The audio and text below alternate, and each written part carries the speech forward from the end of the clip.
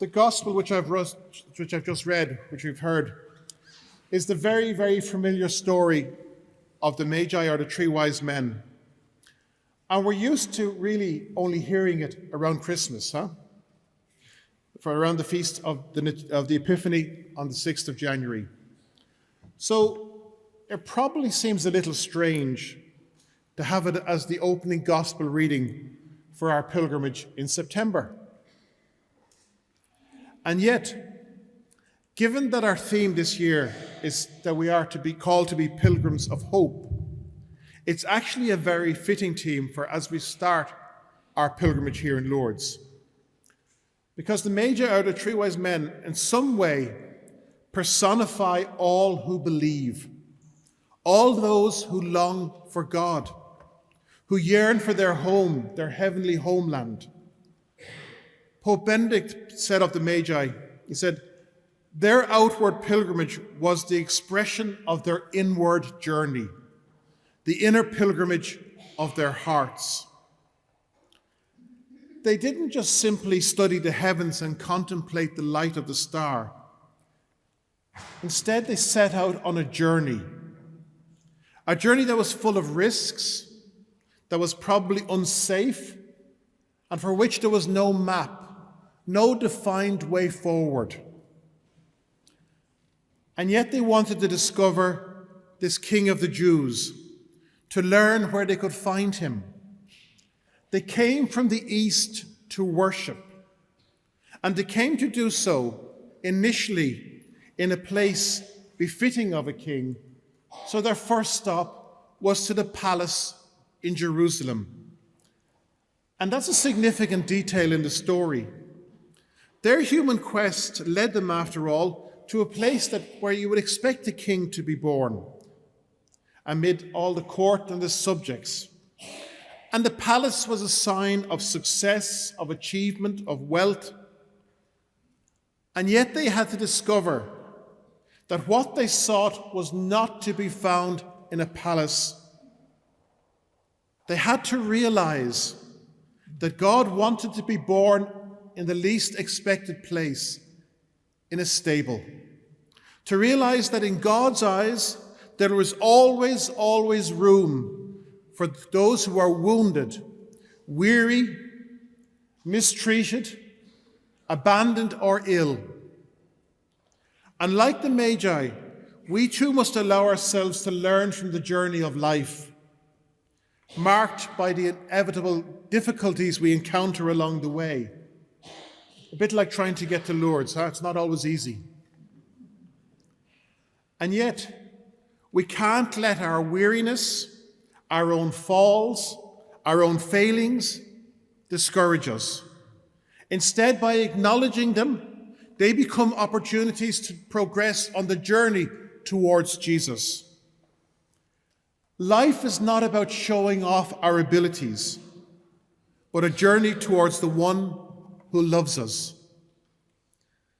From the story of Abraham, who set out for an unknown land, to the Magi who set out behind a star, faith is always a journey, a pilgrimage, a history of starts and restarts, a journey that always involves transformation and change, because after the journey, we're no longer the same.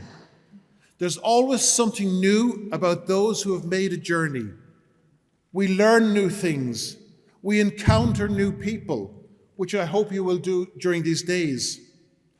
And we will find inner strength amid the hardships and risks we encounter on the journey of life.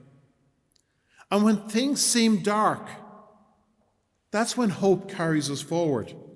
As Pope Francis reminds us, because God, with his love, walks with us. He says, I hope because God is beside me. And we can all say this, each one of us, I hope, I have hope, because God walks with me. God walks and God holds my hand. God does not leave us to ourselves. And despite the truth of that statement, I think it's also important for us to acknowledge something else, that hope is not certainty. Hope does not shelter us from doubt. It doesn't protect us from being confused or stressed or worried. Faith is struggling with God, showing ourselves as we are to God. If I'm angry, if I'm bitter, if I have deep feelings, we show them to God as they are. We should not be like the person who cleans the house before the cleaner comes, huh? No, we come before God as we are. For God is our Father in heaven. God understands us. And so we must have this courage, and this is hope. And hope is not about being afraid of seeing the reality and yet accepting the contradictions. Not everything is black and white in life. We accept the contradictions without losing hope. When we lift up our eyes to God, life's problems do not go away.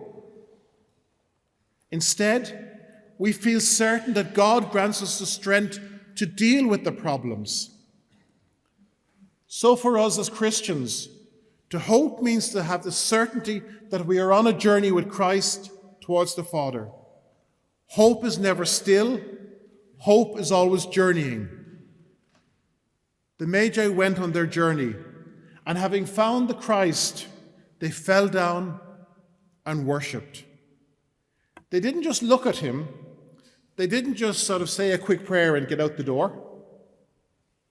They fell down and worshipped him. They entered into a personal relationship with Christ, and they offered him the gifts they brought, gold, frankincense, and myrrh. Namely, they offered what was most precious. So we must learn from them, not just simply to devote our time to Jesus on our spare time or wish an occasional thought or prayer.